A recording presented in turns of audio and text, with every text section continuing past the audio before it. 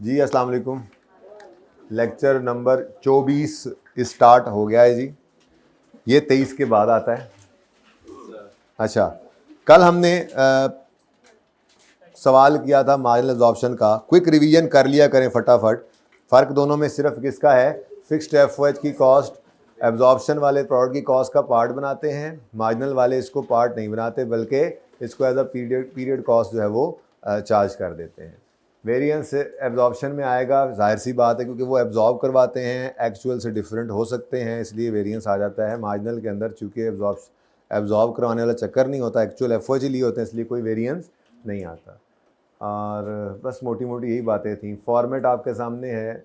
Absorption costing में sale less cost of sale GP, marginal में sales less variable cost of sale, और variable selling distribution expense करें तो sale less variable cost करके contribution करें। ये लोग ऑपरेटिंग एक्सपेंसेस को माइनस करते हैं, इसमें वेरिएबल ऑपरेटिंग एक्सपेंस भी फिक्स्ड भी, लेकिन यहाँ पर वेरिएबल खर्चे सारे रेवेन्यू में से माइनस करके कंट्रीब्यूशन निकाल दिया जाता है। उसके बाद फिर फिक्स कॉस्ट आती हैं जिसके अंदर फिक्स्ड एफओएच कॉस्ट भी होती है, जो कौन सी लेते हैं? एक्चुअल। अब दोनों प्रॉफिट्स सेम होंगे अगर कोई ओपनिंग क्लोजिंग स्टॉक ना आए, लेकिन अगर सवाल के अंदर ओपनिंग या क्लोजिंग स्टॉक आ जाए, दोनों आ जाएं या एक भी आ जाए, तो फिर एब्जॉर्प्शन कॉस्टिंग और मार्जिनल कॉस्टिंग वाले प्रॉफिट्स के अंदर डिफरेंस आ जाएगा। क्यों डिफरेंस आएगा?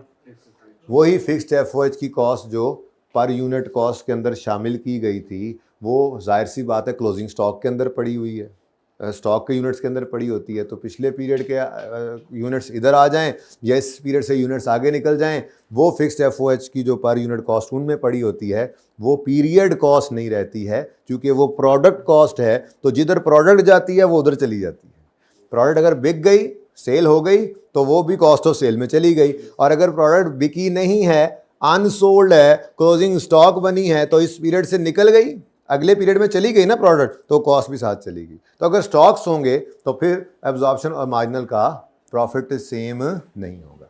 अच्छा, कॉस्ट ऑफ सेल की अगर वर्किंग की बात करें तो कॉस्ट ऑफ सेल में फ़र्क क्या है?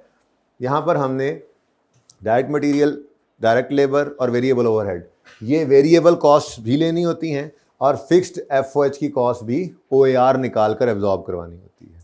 जबकि मार्जिनल के अंदर फिक्स्ड एफओएच की कॉस्ट एब्जॉर्ब नहीं होती, बल्कि ये तो ऊपर पड़ी हुई है एज अ पीरियड कॉस्ट। ठीक है, सही है।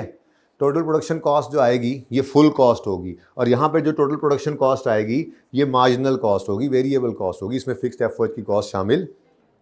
अब इसी को यूज़ करके आपने क्लोजिंग स्टॉक की कॉस्ट निकालनी होती है। तो जब आपने ये वाली कॉस्ट यूज़ करके क्लोजिंग स्टॉक की कॉस्ट निकालनी है, तो क्लोजिंग स्टॉक के यूनिट्स में भी फिक्स्ड एफओएच की कॉस्ट नहीं होगी, और यहाँ पे क्लोजिंग स्टॉक के यूनिट्स में फिक्स्ड एफओएच की कॉस्ट आ जाएगी। फिर चूंकि इन्होंने फिक्स्ड एफओएच एब्जॉर्ब करवाए, एक्चुअल वाले नहीं लिए, पीरियड एंड पे एक्चुअल और एब्जॉर्ब में डिफरेंस हो सकता है, तो ये कॉस्ट ऑफ सेल अनएडजस्टेड है, अंडर ओवर की एडजस्टमेंट करके एडजस्टेड कॉस्ट ऑफ सेल लेकर जाते हैं आप प्रॉफिट एंड लॉस के अंदर। जबकि यहाँ पे ऐसी कोई एडजस्टमेंट करने की ज़रूरत नहीं होती, क्योंकि आपने एब्जॉर्ब करवाया ही नहीं एफओएच, तो ये एक्चुअल ही ले रहे हैं, तो यहाँ पर कोई अंडर ओवर की एडजस्टमेंट नहीं है। फिर हमने यहाँ पर रेकन्सिलिएशन, मैंने सवाल में ही बना दी थी, वहाँ पे फॉर्मेट नहीं बनाया था, क्योंकि पहले दिन तो ये बताया नहीं था रेकन्सिलिएशन कैसे बनती है। तो ये हमने क्वेश्चन जो है ये किया था, ख़त्म ही कर लिया था, लेकिन चौथा पीरियड रहता है, तो वो चौथा पीरियड आप लोगों ने कंप्लीट किया था। ज़रा क्विकली इसको कर लें, क्विकली। कोई और सवाल ट्राई किया आपने? कौन सा? दूसरा? कैसा लगा है? सही हुआ है? पता है या नहीं पता? सवाल ही बड़ा पुराना है ना, सोल्यूशन भी नहीं मिला होगा आईकेप की वेबसाइट से भी। क्या क्या चाहते हैं, ये सवाल करवाऊं या कोई नया करवाऊं?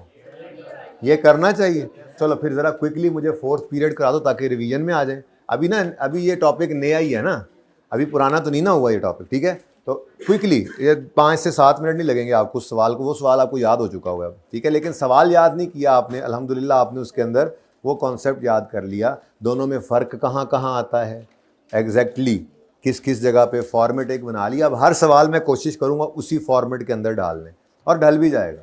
तो फॉर्मेट होते नहीं, हम बना लेते हैं, बस वो तरतीब ये है कि जैसे पहला सवाल एक बार हो गया ना, बस फिर बाकी सारे वैसे ही करी जाए, फॉर्मेट बन गया। और फॉर्मेट क्या होता है? ठीक है, तो जैसा सवाल भी आएगा पासिंग मार्क्स फिर भी मिल जाएंगे आपको, मुश्किल एडजस्टमेंट भी हो, कोई फिगर नहीं मिलेगी तो उसकी तरतीब आपको पहले दिन बता दी थी, अज्यूम करो और आगे निकलो। अब फॉर्मेट का फ़ायदा ये होता है कि आपको एक दो चीज़ें अगर नहीं भी समझ आ रही हैं तो आप फिर भी 70-80% मार्क्स सवाल में से निकाल लेते हैं, ठीक है। अब ये इतना इंपॉर्टेंट सवाल है जी, आज करेंगे। अब बच्चे नहीं आए तो वो गए फिर, चलें खैर, हमें इससे क्या। अच्छा जी, 4th मंथ की बात करें तो 4th मंथ में सोल्ड यूनिट्स हैं 16,500, सेलिंग प्राइस पर यूनिट थी 10 रुपये गालिबन, ऐसे ही है।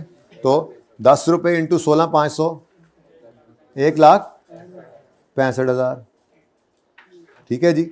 उसके बाद वेरिएबल मार्केटिंग एक्सपेंस ये भी गिवन थे, ये जनाब 3,000 है बेटा, ये चौथे क्वार्टर के लिए ये ऐसा ही है 3,000। जो चीज़ें मिलती जाएं फटाफट लिखते जाएं ना, और वो फिक्स तो सेम ही चल रहा है 5,000, ये मुफ्त के नंबर आ गए फटाफट, ठीक है। उसके बाद हमें सिर्फ क्या चाहिए अब, कॉस्ट ऑफ सेल। ये फुल अब्जॉर्प्शन वाले फुल कॉस्ट ऑफ सेल, यानी कि direct material cost, direct labour cost, variable overhead cost और फिक्स्ड ओवरहेड की कॉस्ट भी अब्जॉर्प्शन रेट वाली अब्जॉर्ब करवा के प्रोडक्ट की कॉस्ट में डालेंगे। तो अब ये जहन के अंदर बस यही बातें पक्की करनी। ये अगर ये सवाल सिर्फ इसीलिए रखा हुआ है मैंने, पहले ऐसा सवाल अब आता भी नहीं है, कि ये चीज़ें बस पक्की हो जाएं, दिमाग में पक्की हो जाएं। उसके बाद फिर सवालों के डिफरेंट मसले मसाइल होते हैं, हर सवाल के हिसाब से हम वो देख कर चलते रहेंगे, ठीक है। अफसोस सिर्फ इस बात का हो रहा है कि 70% आबादी आ जाइए, लेकिन बस देखो इंशाल्लाह 70% रिजल्ट भी आ जाएगा आपका तकरीबन। बाकी अब जो नहीं आए उनका क्या करना। अच्छा जी सॉरी, वापस आएँ। अच्छा 3, 2.25, 1.75 और 1.25, ये तो सेम है, फ़र्क सिर्फ किस चीज़ में आया है, प्रोडक्शन। 20,000 प्रोडक्शन यूनिट्स हैं, तो प्रोडक्शन यूनिट्स के साथ मल्टीप्लाई करना है हमने इस कॉस्ट को, ठीक है। तो 20,000 को जहन में रख लो, 20,000 इंटू 3, 20,000 एक minute 20,000 into 2.25 exact, 20,000 into 0.75 15,000। Next 1.25 into 20,000 ज़रब 20,000 20, ठीक है जी। टोटल करो 140। अब स्टेप 1 क्या है, ओपनिंग पिछले पीरियड का क्लोजिंग। ओपनिंग हम निकालते नहीं हैं अगर हमें पिछले पीरियड से मिल जाए तो, लेकिन अगर मिसाल के तौर पे, अब थोड़ा ना तैयारियां शुरू करें ना, मसले मसाइल क्या आ सकते हैं। मिसाल के तौर पे वो आपको ला खड़ा करे 4th पीरियड में, 4th पीरियड में ला खड़ा करे और ओपनिंग स्टॉक की कॉस्ट नॉर्मली गिवन होती है, लेकिन सवाल मुश्किल करना चाहे तो गायब कर दे। अब गायब करेगा तो क्या करेगा, फिर उसको कम से कम ये मिसाल के तौर पे कॉस्ट देनी पड़ेगी। कॉस्ट देगा, प्रोडक्शन पिछले पीरियड की देगा, तो आप इस तरह से निकाल लेंगे। ये नहीं करेगा तो फिर वो कोई ना कोई और बेस बताएगा, डेटा देगा, तभी हम जा सकते हैं, ठीक है। अव्वल तो गिवन होता है ओपनिंग स्टॉक, लेकिन अगर नहीं गिवन होगा तो या तो पिछला पीरियड का क्लोजिंग बताया होगा हमने, उससे तो ओपनिंग बना लेना है, या फिर वो इतना एम्पल डाटा देगा जैसे उसको पिछले पीरियड की कॉस्ट को, टोटल कॉस्ट ऑफ प्रोडक्शन भी देनी पड़ेगी, किसी एक सिस्टम में दे दे, ठीक है। फिर उसके बाद प्रोडक्शन के यूनिट्स भी देने पड़ेंगे, क्लोजिंग स्टॉक के यूनिट्स भी बताने पड़ेंगे, तो कॉस्ट हम तभी निकालेंगे। बात समझ आई? अच्छा, लेकिन फिलहाल तो हमारे पास तो गिवन है ना, ठीक है। तो सबसे पहले क्लोजिंग को ओपनिंग बनाओ 7250, ठीक है।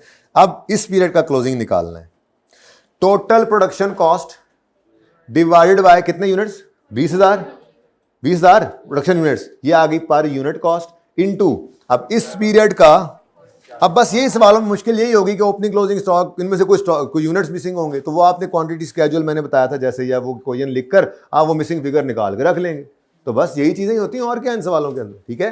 तो क्लोजिंग स्टॉक कितना है जी, 4500, तो इंटू 4500 करें, आंसर इज 32,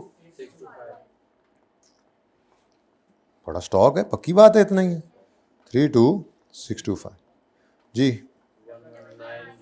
119,625। लेकिन अब अगला मसला तो आपको पता ही है, ये एब्जॉर्ब 25 हैं, ले आओ इधर 25 हैं, एक्चुअली 25 हैं, तो फिर तो कोई अंडर ओवर की एडजस्टमेंट नहीं आएगी। सुबहान अल्लाह, ये हुआ क्या वैसे, असल में बजटेड और एक्चुअल कॉस्ट तो मैंने पहले स्टार्ट में अज्यूम करवाई है आपको, मजबूरन सेम, मतलब सेम ही है मजबूरन, क्या जब नहीं गिवन अलग अलग। उसने कहा बजटेड एफओएच कितने हैं सालाना, 3 लाख थे ना, 3 लाख है। तो हमने पूरे सवाल में छान मारा, कहीं पे हमें एक्चुअल एफओएच नहीं मिले, तो हमने क्या कहा था, ठीक है जी, फिर जो बजटेड थे वही एक्चुअल। इसका मतलब कॉस्ट में तो कोई फर्क नहीं है। अब एफओएच का वेरिएंस कॉस्ट में फर्क नहीं है तो फिर भी क्यों आ रहा था, मैंने कहा था चूंकि हमने जो बजट की थी प्रोडक्शन वो 20,000 थी यूनिट्स की, 20,000 यूनिट्स की थी, लेकिन वो हर पीरियड में प्रोडक्शन कम या ज़्यादा होती रही। कम या होने की वजह से एब्जॉर्प्शन कम या ज़्यादा होती रही। लेकिन जो बजटेड प्रोडक्शन थी 20,000, हमारे चौथे मंथ में उतनी ही एक्चुअल भी हो गई। अब कॉस्ट पहले से हम देख रहे हैं कि उसमें फ़र्क नहीं था, जो बजटेड थी वही एक्चुअल आई, और इधर यूनिट्स भी सेम हो गए, तो फिर कहाँ से आना था वेरिएंस? तो इसमें तो वेरिएंस ही नहीं था। सुभान अल्लाह। 119,625 जी, 119,625। कॉस्ट ऑफ सेल बताएं। 37, ओहो 625 जी। अच्छा, उसके बाद प्रॉफिट 373 डन जी। चल, अच्छा, अब कॉपी पेस्ट का टाइम आ गया। ख़वातीनो हज़रात तवज्जो फरमाएं। 1,65,000 फटाफट लिखें, इसको अभी थोड़ा सा वेट कर लेते हैं। वेरिएबल मार्केटिंग एक्सपेंसेस कितने थे? 3,000, ये फटाफट लिखें। यानी कि अगर ये गिवन ना होता, ये भी ये यूनिट्स मल्टीप्लाई करके फिगर निकाली होती, तो मैंने क्या कहा है, पहले ये निकली पड़ी होंगी, मार्जिनल में कम चीज़ें होती हैं तो उठाकर बस कॉपी पेस्ट करते जाएंगे, फिगर्स उठा के दोबारा वर्किंग करने की ज़रूरत नहीं है हमें।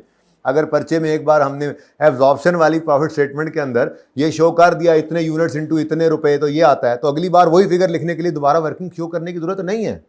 एनफ है एक जगह जो आपने शो कर दिया, ठीक है। जो शो मारनी है ना, एक ही बार मारनी, बार बार शो नहीं मारनी। अच्छा जी, मैं ज़रा बैठ के ना शो मार।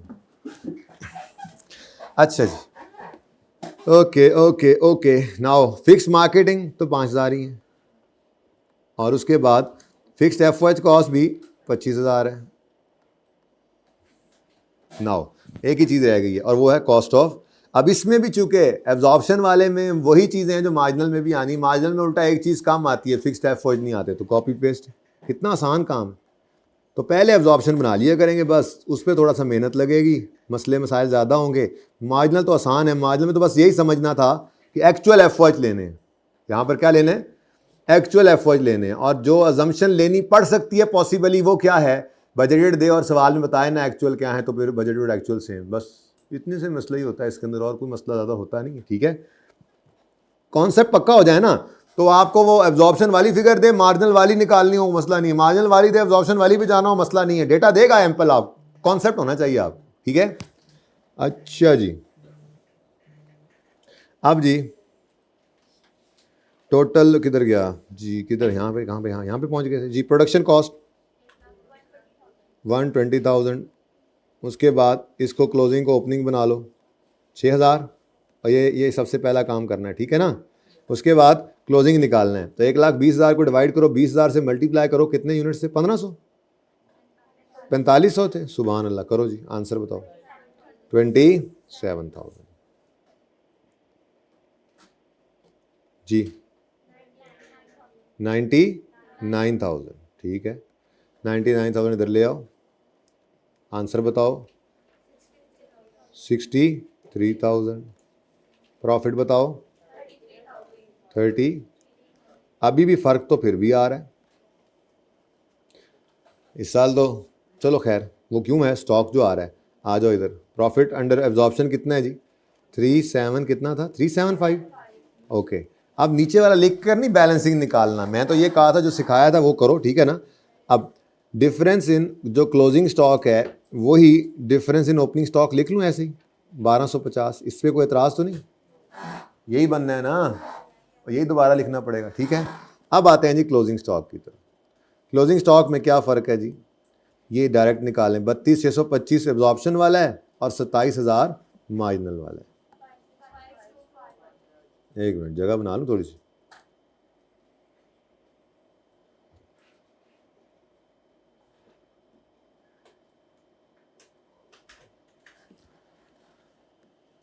कफ़ायत शारी से अब हमने ये जी 32,625 -27,000, ठीक है जी। जी आंसर बताएं। 5625 जी। आंसर 33,000 हो गया जी। चलो इसको आप दूसरे तरीके से भी निकाल सकते हैं, कोई ऐसा मसला नहीं है कि अब मैं आपको वो भी बताऊं, कर लेंगे ना इंशाल्लाह। अब बोलो दूसरे तरीके से यूनिट्स को लेकर। चलें जी, अब मेरे ख्याल में काफ़ी है प्रैक्टिस। अब हम सवालों पे जाते हैं जैसे पर्चे में आते हैं, और नॉर्मली वो एक ही पीरियड का होता है। शरारतें करता है, कभी कभी मार्जिनल की ही सिर्फ प्रॉफिट स्टेटमेंट बनवाएगा, एब्जॉर्प्शन का प्रॉफिट देकर कहेगा रिकनसाइल कर दो। एब्जॉर्प्शन की प्रॉफिट स्टेटमेंट बना देगा, सिर्फ मार्जिनल बनवाएगा, प्रॉफिट स्टेटमेंट बना दो मार्जिनल की और रिकनसाइल कर दो। तो रिक्वायरमेंट्स ज़रा एक दफ़ा गो थ्रू करते हैं, फिर क्वेश्चन नंबर 2 करते हैं आज, ठीक है। 3 और 4 आपका आज होमवर्क होगा इंशाल्लाह, उसका सोल्यूशन आपको आज कल भेजूँगा, आप कर लीजिएगा ना पहले, ठीक है। कल भेज दूँगा, बना हुआ है। और फिर इंशाल्लाह 5 थोड़ा टफ ज़्यादा हो जाएगा, वो फिर कल मैं करवाऊँगा, हो सकता है उसके ऊपर फिर हमारा 3 और 4 डिस्कस करके कोई मसला आपको होगा तो फिर 5 करवाऊँगा। बस थोड़ा सा ही है चैप्टर फिर इंशाल्लाह, ओके। अब ये समझ नहीं आ रही कि फिर आखिरी एक आध दिन में क्या करेंगे हम, है ना, रिजल्ट से पहले। चलो देखते हैं। हम तो अपनी स्पीड को अपने हिसाब से रखते हैं ना, हमारे असल में गाड़ी में गेयर ही एक है, वो ना वो तेज़ होती है हमारी गाड़ी, ना स्लो होती है, बस चले जा रही है ना। सिग्नल पे है ही नहीं, ये मेट्रो है, ठीक है, उसमें भी सिग्नल है, नहीं हमारी वाली मेट्रो में नहीं है। अच्छा ज़रा रिक्वायरमेंट्स पढ़ते हैं जी। ये अब अगला सवाल जो हमने करना है इसकी रिक्वायरमेंट पढ़ें। Prepare profit statement for the year, profit statement बनाओ मार्जिनल और एब्जॉर्प्शन दोनों में, और रेकन्सिलिएशन भी बनाओ। कोई नई चीज़? बस ये फॉर द ईयर है अब, ठीक है, फॉर द, तो पूरे साल की एक ही कॉलम बनेगा, मार्जिनल का भी एब्जॉर्प्शन का भी। तो 4 वाला करवाया ना, असल में मैंने आपको 4 सवाल करवाए हैं। जैसे बेसिक इलस्ट्रेशन होती है ना, तो इस सवाल की इलस्ट्रेशन ये पहला सवाल था पास पेपर का, सही इलस्ट्रेशन ही बन गई ना। अब आपने एक ही समझो काम को, एक ही डेटा को यूज़ करके समझो 4 सवाल की, डेटा बदलता रहा, थोड़ी प्रैक्टिस होगी, हाथ सीधा हो गया। अब मेरे ख्याल में बेसिक आपका नॉलेज जो है वो मार्जिनल एब्जॉर्प्शन का दुरुस्त हो चुका है। अब हर सवाल में मसले मसाइल होंगे छोटे छोटे, उसकी प्रैक्टिस करनी है हमने, ठीक है। सवाल है कितने ने वैसे? उई तो काफ़ी सारे हैं। चले नंबर 2 नेक्स्ट। ये समझ आती है प्रॉफिट स्टेटमेंट और रेकन्सिलिएशन। क्वेश्चन 3 रनवे, आज आपका होमवर्क, आप जिस पर उड़ते हैं। सर हम कोई जहाज है? नहीं, आप तो एरोप्लेन हैं। You are required to prepare income statements under present method being used by company and under marginal costing. मतलब अभी प्रेजेंटली वो एब्जॉर्प्शन यूज़ कर रहे होंगे, ठीक है ना, उसने नीचे बता ही दिया वैसे। चलें ठीक है। उसके बाद क्या करना है जी? रिकनसाइल भी करना है, ठीक है। तो प्रॉफिट स्टेटमेंट वो कहता है प्रेजेंट मेथड के अंडर भी बनाओ और मार्जिनल पे भी बनाओ। इसका मतलब ये हुआ कि प्रेजेंट फिर एब्जॉर्प्शन होगा, दोनों स्टेटमेंट्स बनानी है, और रेकन्सिलिएशन। कोई चेंज आ रही है? बिल्कुल वही मतलब रूटीन की एडजस्टमेंट। नंबर 4 भी आपका होमवर्क है, जुल्फ़िकार लिमिटेड। जुल्फ़िकार लिमिटेड में देखते हैं कि रिक्वायरमेंट क्या है। सवाल तो एंड पे टाइम बचा तो पढ़ा भी दूंगा, लेकिन मुश्किल ही है टाइम बचे। प्रॉफिट स्टेटमेंट बनानी है यूजिंग मार्जिनल एब्जॉर्प्शन और रेकन्साइल करना है। मतलब अभी तक कौन कौन से अटैम्प्ट, अभी मैं जा रहा हूँ स्प्रिंग 9 का सवाल कराने, स्प्रिंग 6 है, ऑटम 6 है और स्प्रिंग 8 है, ठीक है। उसके बाद इसकी रिक्वायरमेंट पढ़ते हैं, ये कल मैं करवाऊंगा। प्रॉफिट और लॉस अकाउंट बनाओ under absorption costing and marginal costing और रेकन्सिलिएशन, 14 का सवाल। फिर होपफुली ये आपको होमवर्क में दूंगा, उम्मीद तो है, ठीक है।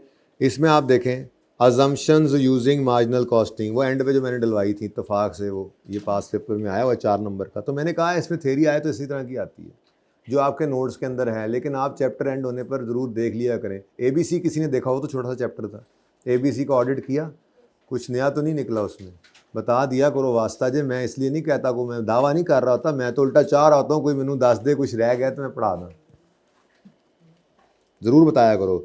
अब इनाम रखना पड़ेगा, जो कोई चीज़ निकाल के लाएगा ना चैप्टर में से, उसको एक ये फ़लाँ इनाम मिलेगा छोटा सा। तो वो फिर इंशाल्लाह चैप्टर और ICAP के ऑडिट करके चैप्टर में से कुछ निकाल के लाएगा ना, उसको इनाम दिया जाएगा, और फिर ही निकलेंगी चीज़ें। ऐसे नहीं, मुझे लगता है ऐसे हैं नई नई चीज़ें निकलेंगी, बल्कि वो किताब में नहीं होंगी वो भी निकल आएंगी। अच्छा जी, KL कीनिया लिमिटेड वाला सवाल है, स्प्रिंग 22 में आया था, ये होपफुली आप पहले करेंगे, मुझे बड़ी उम्मीद है, लेकिन सर मैं सिर्फ रिक्वायरमेंट्स पढ़ा रहा हूँ। प्रिपेयर प्रॉफिट और loss statement for the month of February using marginal absorption costing, reconcile the difference. Number 7 sigma 15 में what do you understand by under over, बता देंगे जी। प्रिपेयर बजटेड प्रॉफिट और लॉस बनाना है यूजिंग मार्जिनल, और ऊपर इन्होंने शायद एब्जॉर्प्शन वाला बनाया होगा, तभी तो वो कह रहा है कि analyse difference between budgeted profit determine under absorption and marginal, यानी कि वही बातें चल रही हैं मिलती जुलती। 2020 में फ्रांसिस्को, अच्छा मुश्किल सवाल, टफ सवाल, एक दो चीज़ें बीच में होती हैं उससे टफ हो जाते हैं, बाकी सवाल की अप्रोच वही रहेगी, कॉन्सेप्ट वही रहेंगे, अब डेटा मुश्किल करेगा, चीज़ें निकालना मुश्किल हो जाएंगी, बस यही मसला होना है और क्या। मार्जिनल एब्जॉर्प्शन जो पढ़ा दिया आपको मैंने, अब सवालों के अंदर जो मुश्किल से जितने सवाल अभी तक 2002-3 के बाद हैं वो आपके सामने रख दिए हैं, ये इतने ही हैं बस। अभी रिसेंट सवालों में आया, बच्चों कह के भेजा था लास्ट टाइम कि प्रॉफिट स्टेटमेंट नहीं आई, बड़ा टाइम हो गया है, पिछली दफ़ा भी नहीं आई थी, मतलब जो पिछली से पिछली बार, उससे पहले तो ज़रा मेहरबानी करें देख लीजिएगा, उसको आई हुई थी, मैं रिसेंट टाइम देखता हूँ अभी, उसमें भी रिक्वायरमेंट पढ़ते हैं। Calculate budget and actual overheads, अच्छा अब ये इंपॉर्टेंट। प्रिपेयर प्रॉफिट और लॉस स्टेटमेंट यूजिंग मार्जिनल और रेकनसाइल, यानी अब ये करने ज़रूर लग गया, अगले सवालों में मुश्किल सवालों में जाकर के एब्जॉर्प्शन कॉस्टिंग वाला बना के दे देता है और मार्जिनल वाला बनवा लेता है, तो डेटा तो फिर भी निकालना पड़ता है ना मार्जिनल के लिए। स्टॉक गायब कर दे, प्रोडक्शन कॉस्ट गायब कर दे, अब हमें फिक्स कॉस्ट के अलावा वाली जो है वो वेरिएबल कॉस्ट चाहिए हो, तो इस तरह के मसले मसाइल हैं। कॉन्सेप्ट और कोई भी नहीं है जो रह गया हो, वो बता दिया, सब मैथमेटिक्स के कॉन्सेप्ट ज़रूर हैं। Silver, assuming there is no opening stock, SL prepare SL budgeted profit or loss using absorption costing, सिर्फ ये रिक्वायरमेंट है, ठीक है। अच्छा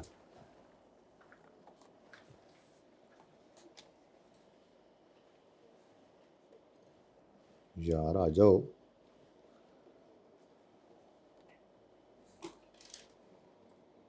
मैं क्या ढूंढने निकला हूँ। हाँ, रीसेंट अटेम्प्ट मैंने कहा दिखाता हूँ, अल्लाह करे मैंने तो रखी हो।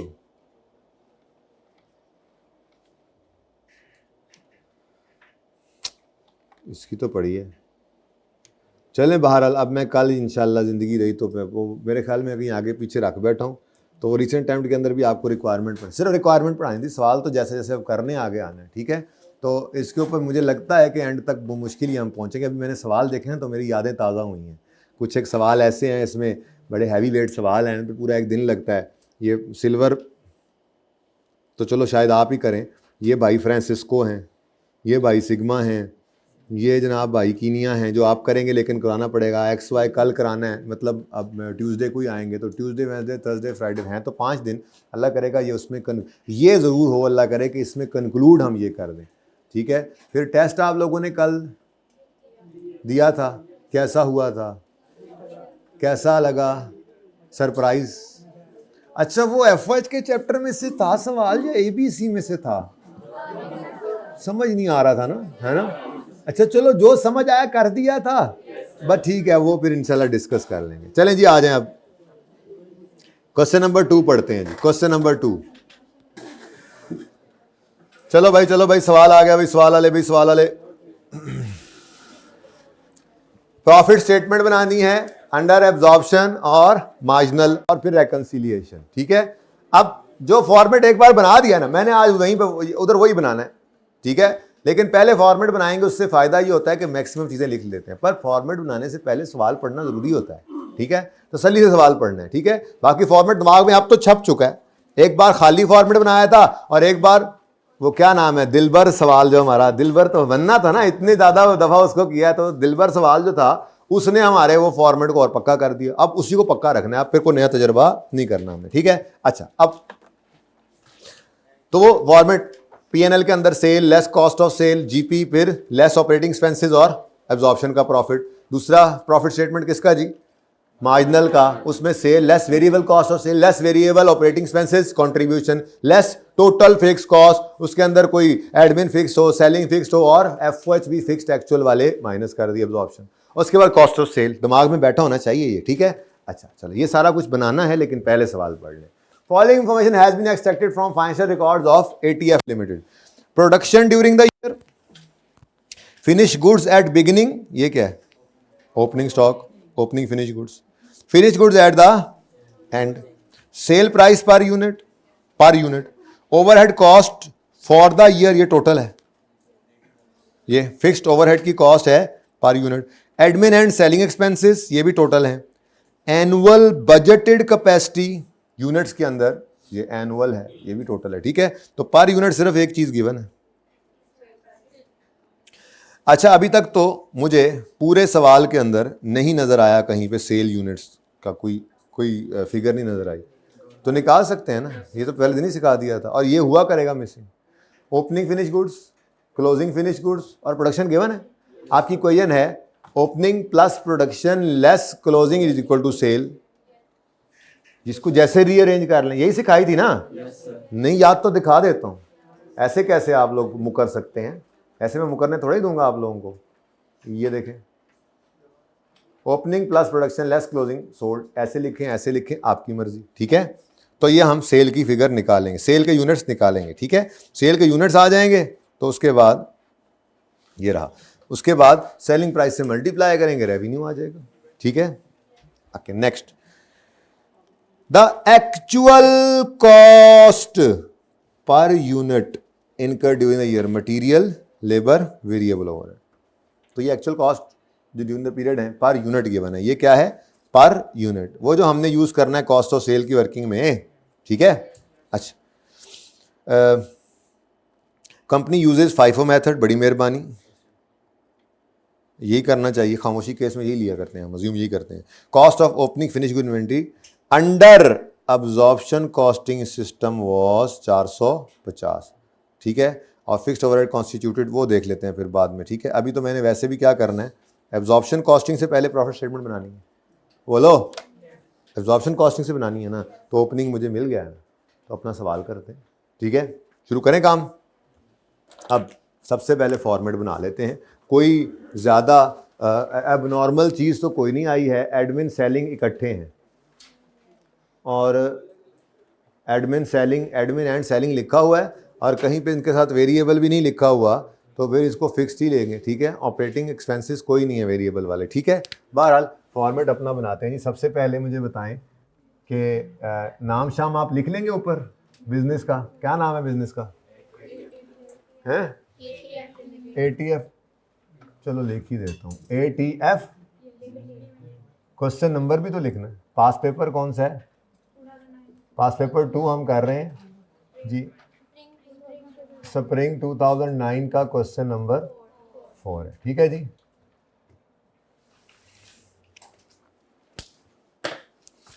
अच्छा जी, अब ATF क्या कहा उसने, क्या बनानी है? Profit statement. लफ्ज क्या है उसके? हाँ, वो अल्फाज बस लिख दिया करो, ठीक है ना। प्रॉफिट स्टेटमेंट बनानी है फॉर द ईयर, ठीक है। अब ये मैं प्रॉफिट स्टेटमेंट बना रहा हूं अंडर एब्जॉर्प्शन, ठीक है जी।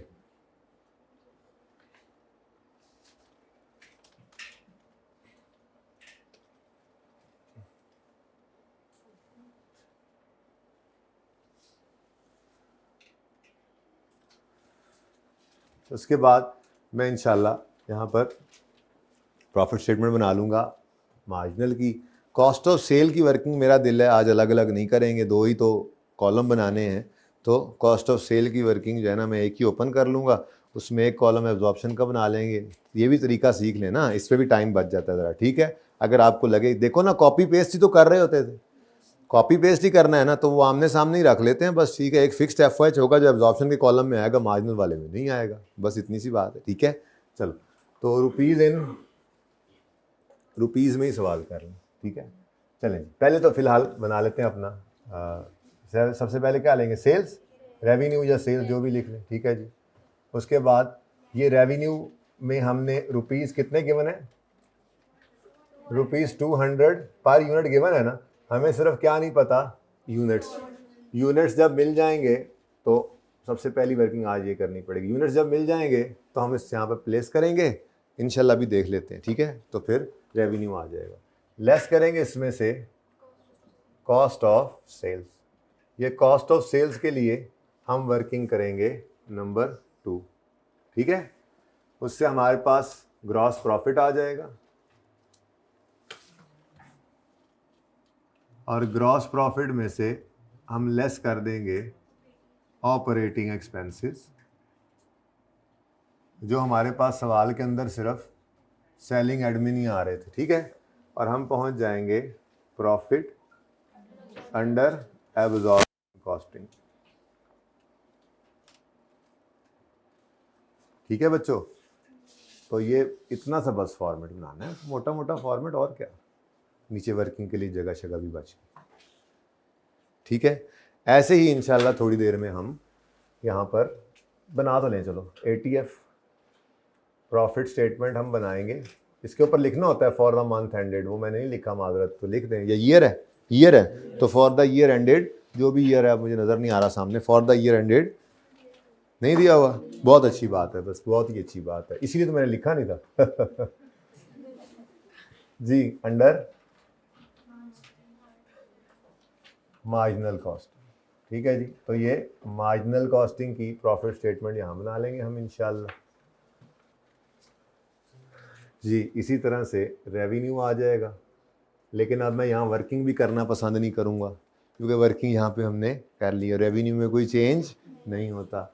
लेस करते हैं इसमें से वेरिएबल कॉस्ट ऑफ सेल, सिर्फ वेरिएबल कॉस्ट ऑफ सेल्स लेंगे यहाँ पर, और वो उसी वर्किंग 2 में ही इंशाल्लाह हमारा इरादा है कॉलम बनाने का।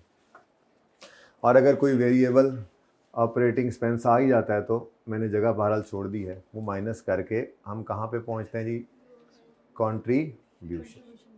कंट्रीब्यूशन में से लेस करते हैं जी टोटल फिक्स्ड कॉस्ट्स।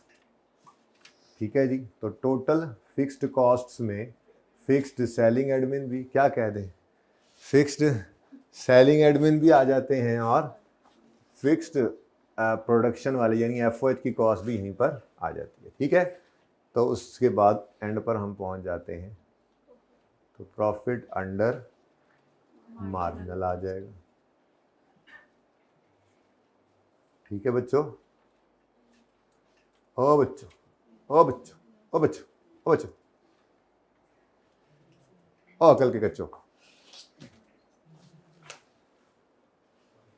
उसके बाद पता नहीं यहाँ फिगर कितनी बड़ी बड़ी आती हैं, देखने वाली बात होगी। थोड़ी सी जगह इसके लिए छड़ के हम वर्किंग नंबर 2 यहाँ पे करेंगे, कॉस्ट ऑफ सेल। मैंने बस ये कहा है कि मैंने फनकारी सिर्फ छोटी सी ये लगानी है कि एक डिब्बा खाली छोड़ देना है, बाद में उसी को यूज़ कर लेना है। आप भी इसको ऐसे सीख लें। कल क्यों नहीं कर सकते थे ये काम पिछले सवाल में, क्योंकि देखो कॉस्ट ऑफ सेल्स 4 पीरियड्स की निकालनी थी, तो इसलिए ये कॉस्ट ऑफ सेल की वर्किंग अलग रखी। लेकिन अगर ये एक ही पीरियड है तो फिर ये बचत हो सकती है वक्त की, बस छोटी सी बचत कर रहा हूँ, फॉर्मेट नहीं चेंज करूँगा। ठीक है ना, अभी तो मैं वैसे भी एब्जॉर्प्शन कॉस्टिंग कर रहा हूँ। ठीक है, एब्जॉर्प्शन कॉस्टिंग का ये एब्जॉर्प्शन,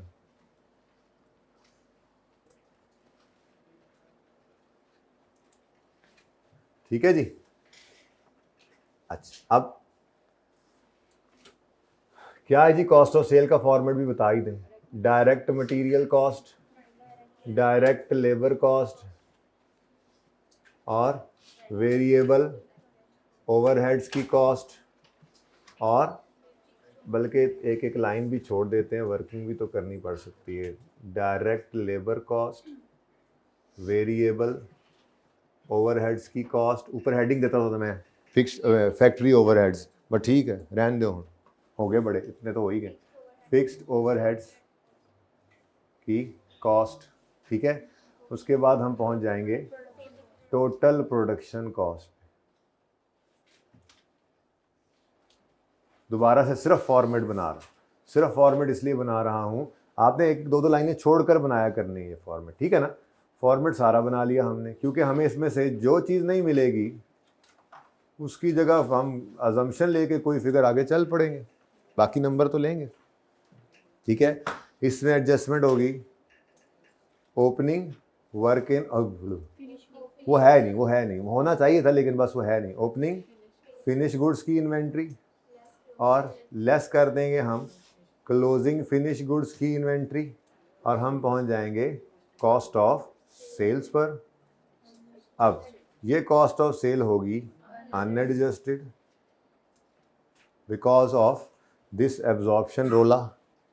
तो this absorption rolla will be solved by under over absorbed adjustment. ठीक है जी। अब तसल्ली से यहाँ पर सोच लिया करो, प्लस माइनस पहले लिख लो, उसके बाद प्लस माइनस सोच लो। मुझे बताओ अगर कोई एक्सपेंस कम एब्जॉर्ब हुआ है तो उसको ऐड करना पड़ता है, ठीक है, तो अंडर को ऐड करेंगे, और अगर ज़्यादा हो गया तो माइनस। तो यूँ लिख दो एक बार, बस कहानी ख़त्म हो जाएगी। उसके बाद जनाब कॉस्ट ऑफ सेल्स पे आप आ जाएंगे और ये एडजस्टेड होंगी, जो आप उठा कर ले जाएंगे P&L के फेस पे। लें जी, फॉर्मेट में कोई मसला है तो बताएं, आपको कोई कन्फ्यूज़न है तो बताएं जी। कन्फ्यूज़ है? नहीं है फ्यूज़? चले, तो कानों के फ्यूज़ के लिए तो मैं थोड़ा बहुत इलेक्ट्रीशियन का काम कर लेता हूँ। ले जी, अब मेरे ख्याल में तो सिर्फ कॉपी पेस्ट ही रह गया। तो यही आपको अर्ज़ किया था, ये टॉपिक्स हैं ही यही से, बस कॉपी पेस्ट। एक बार कॉन्सेप्ट बहुत इंपॉर्टेंट था, लेकिन ये ना कॉन्सेप्ट को एक दिन में नहीं बनाया हमने, बेसिक से बातें शुरू कर दी थी। जब ये डायरेक्ट मटेरियल डायरेक्ट लेबर वाली कॉस्ट निकाल रहे हैं, फिर FOH के चैप्टर में तकरीबन हमारे FOH के अंदर कोई मेरे ख्याल में 9-10 दिन तो लग ही गए होंगे, कि ज़्यादा लगे हैं। 7 दिन बेसिक्स में लगे थे और अभी तकरीबन 2-3 दिन इस पे लग गए हैं, हाँ तो 11-12 दिन लग गए। तो 11-12 दिन यही एब्जॉर्प्शन तो सिखाता रहा था बहाने से। अब वही सीखा हुआ आगे अप्लाई हुआ होता है। तो आहिस्ता आहिस्ता सीखने का प्रोसेस चल रहा है। कॉन्सेप्ट तो बहुत ज़रूरी था, कॉन्सेप्ट बगैर आप सिर्फ कोई फॉर्मेट के साथ नहीं चल सकते। कॉन्सेप्ट होता है तभी फॉर्मेट बनता है, चीज़ें जो है उसके अंदर। बस ये इसकी वजह से ये होता है कि आसानी हो जाती है, मैक्सिमम मार्क्स आप ले लेते हैं, ठीक है। अच्छा जी, अब शुरू करने लगूँ जी सवाल, ठीक है। तो सबसे पहले मैंने कहा था, सवाल को पढ़ते हुए देखकर कहा था कि जी सबसे पहला मसला जो है वो इसमें क्या है, सेल के यूनिट्स नहीं है, मुफ्त के नंबर मिल जाने। अगर सेल के यूनिट्स बन जाए हमारे पास तो सबसे पहले जी वर्किंग नंबर 1। अच्छा, उसको वर्किंग किसी ने फॉर्मेट में आते हुए कर लिया तो इसको वर्किंग 2 कर लेना। क्या करते हो, क्या कहते हो, ठीक है कि पहले वर्किंग 1 इसी को करें? तो कोई नहीं, काट के कर दें, आपको आदत है जी ये वर्किंग 1 हम लोग कॉस्ट ऑफ सेल ही करते हैं, कोई मसला नहीं। वर्किंग 1 कॉस्ट ऑफ सेल कर दें, कोई मसला ही नहीं। ये ले कि हम जी वर्किंग 1 तो हमने पहले ओपन करनी है, ये तो लाजमी वर्किंग है, तो होनी ही होनी है। तो ठीक है यार, आपने वर्किंग 1 लिख दिया फॉर्मेट में, आगे जो वर्किंग अब आती जाए उसको 2, 3, 4 करते जाओ ज़रूरत के हिसाब से। जैसे फॉर्मेट बनाने के बाद आपको अब ज़रूरत महसूस हुई, हाँ जी सेल्स, वो जी सेल्स के लिए तो सेलिंग प्राइस पर यूनिट है, पर सेल के यूनिट्स नहीं है, तो भाई कोई मसला नहीं है। यहाँ पे आओ, एक तो यहाँ के नीचे लाइन लगाओ ना एक, ताकि ये क्वेश्चन की रिक्वायरमेंट ऊपर अलग हो जाए, ठीक है।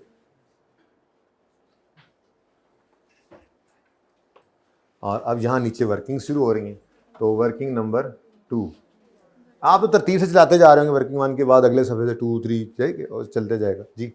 अब मुझे चाहिए यूनिट्स सेल वाले, तो मैं अपनी इक्वेशन लिखूंगा, ओपनिंग फिनिश गुड्स के यूनिट्स प्लस प्रोडक्शन के units less closing finish goods के यूनिट्स। अच्छा, अब ये नहीं कि आपको क्लोजिंग मिसिंग है तो आप इसको रीअरेंज करें इक्वेशन को, नहीं, आप अपनी इक्वेशन ऐसे ही लिखा करिएगा ताकि आपको ये याद हो जाए, opening plus production less closing is equal to sold units. अब इसमें से जो गिवन हो वो लिख दो, मिसिंग को क्वेश्चन मार्क डाल दो, तो वो बैलेंस खुद ही हो जाएगा, ठीक है। अब आपको सवाल के अंदर ओपनिंग यूनिट्स गिवन है 3000, क्लोजिंग गिवन है 1500, प्रोडक्शन वाले गिवन है 35,000, तो ये तीनों लिख दो। ओपनिंग 3000 यूनिट्स, प्रोडक्शन 35,000 और क्लोजिंग 1500 यूनिट्स। तो सोल्ड यूनिट्स कितने आ गए? ये ऐसे में लिखता हूं एक दफा, तो ये कि ये सोल्ड यूनिट्स तो मेरे पास अवेलेबल नहीं थे, ये गिवन थे। तो अब इस इक्वेशन को जब आपने सॉल्व ऐसे लिख लिया करना, ठीक है ना। मिसाल के तौर पे आप सोल्ड यूनिट्स दे देता, क्लोजिंग माइनस गायब कर देता, क्लोजिंग गायब कर देता, कर सकता है, वो भी हमें चाहिए होते हैं। प्रोडक्शन गायब कर देता, वो भी हमें चाहिए होते हैं, हर चीज ही चाहिए हमें। तो जो एक गायब है, आपने इक्वेशन को नहीं छेड़ना, आपने उसकी जगह अगर प्रोडक्शन गायब होता तो यहाँ पे प्रोडक्शन यूनिट्स लिख देते, ओपनिंग भी आ जाता, क्लोजिंग भी आ जाता, सोल्ड भी आ जाता, रीअरेंज कर लेते, कैलकुलेटर के ऊपर प्लस माइनस करते आंसर, ठीक है। तो इस इक्वेशन को नहीं छेड़ना, ये नहीं कि हर बार आप इक्वेशन छेड़ रहे हो, इक्वेशन ना छेड़ें अपनी, ये बस opening plus production less closing is equal to sale, अब ये सारे सीएमए में चलनी है आपके, बार बार आनी है, हमेशा यूज होनी है।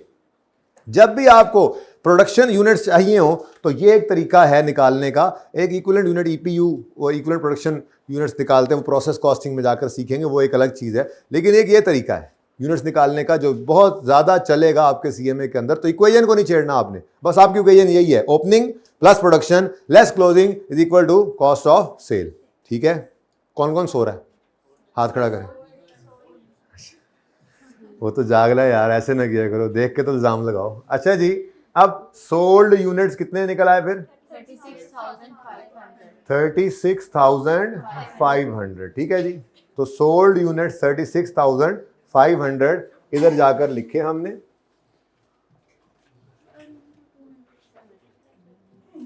और जनाब आंसर आ गया। ठीक है जी,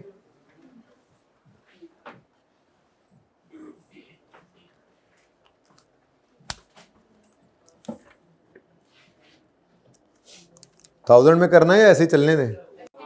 मेरे ख्याल में कर ही लेते हैं, काफ़ी सारी फिगर्स हैं, है ना। चलो रुपीज इन 1000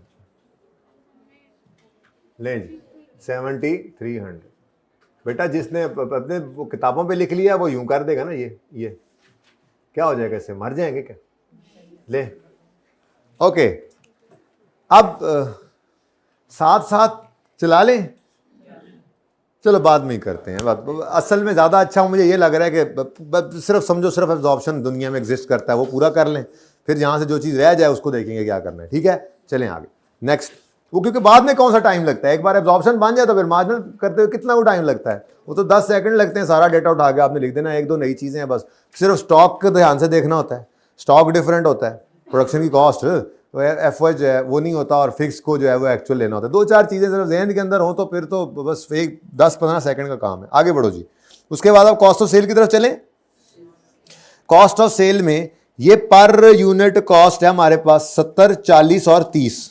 ठीक है, ये 70, 40 और 30 को आपने मल्टीप्लाई करना है प्रोडक्शन यूनिट्स के साथ। ये सारे येलो आपके लिए अब रेलेवेंट है। ठीक है, तो 70 इंटू 35, 40 इंटू 35, 30 इंटू 35। तो कॉस्ट ऑफ सेल में आए, आपने यहां पर लिखा, ये ब्लैक से करता जाऊं ना, वर्किंग नजर आ रहा है, ये डिफरेंट कलर करूं जी। इधर देखो, rupees material cost per unit कितनी है? 70 बेटा, 70 इंटू प्रोडक्शन यूनिट्स 35,000। ठीक है जी, नेक्स्ट डायरेक्ट लेबर कॉस्ट, ये देखो, ये मैं उठा रहा हूं बस, ये 40 per unit into 35,000, 30 per unit into 35,000, तो rupees 40 per unit into 35,000 units, और rupees 30 per unit into 35,000 units जी, 24। अब यहाँ वर्किंग है ना, ऊपर रुपीज इन 1000 मैंने लिखे तो कोई मसला नहीं है, इधर तो लिखे होते हैं ना, जहां पे इस फिगर ने आना है वहां पर रुपीज इन 1000 लिखा हुआ है, बस काम चल जाएगा। मेरे पास नहीं जगह, आपने लिखने तो लिख ले, कोई मसला नहीं। ठीक है, ना भी लिखा हो तो यहाँ चलेगा, वर्किंग है ना। ओके, यहां से फिगर निकल गई, जहां जानी वहां हमने लिखा हुआ रुपीज इन 1000। बाकी आपकी तसल्ली ना हो तो लिख लें जी। 14, अच्छा 1400, 1400। नेक्स्ट 10 जी। अब फिक्स कॉस्ट यहां पर OAR की बेस पर निकलती है। अब सवाल में उसने हमें FOH का एब्जॉर्प्शन, फिक्स्ड FOH का एब्जॉर्प्शन रेट नहीं दिया हुआ। क्या ख्याल है, दिया हुआ है नहीं दिया हुआ? मैंने फिर कहा था एक मसला ये भी आ सकता, सारे मसले आपको मैं पहले से बता रहा था, कोई सुनता तो ना, ध्यान देता तो ना। कहता था कि ये भी हो सकता है ये मिसिंग हो सवाल में, तो देख लो आज मिसिंग हो गया। तो भाई ध्यान से बात सुना करो और बातों से सबक लिया करो। फिक्स्ड FOH अगर मिसिंग है तो कोई इतना बड़ा पहाड़ नहीं टूट पड़ा सर, बस पता है हमें। फिक्स्ड FOH की कॉस्ट पकड़ेंगे सवाल से, और सबसे पहले उसमें नॉर्मल कैपेसिटी ढूंढेंगे। अगर वो मिल गई तो फिर उससे डिवाइड कर देंगे, और अगर वो ना मिलेगी तो फिर बजटेड कैपेसिटी उससे कर लेंगे, बजटेड प्रोडक्शन से कर लेंगे। ठीक है, तो ये फॉर्मूला किसके लिए है? फिक्स्ड एफओएच का ओआर निकालने के लिए। आज पूरे सवाल में मुझे कहीं फिक्स्ड एफओएच का ओआर नज़र नहीं आया था, ठीक है, लेकिन मुझे फिक्स्ड एफओएच की कॉस्ट अवेलेबल है। बोलो, ये फिक्स्ड एफओएच की कॉस्ट रेलेवेंट है मेरे लिए। और एनुअल बजटेड कैपेसिटी, बजटेड ही लेंगे, क्या कर सकते हैं आप, ठीक है।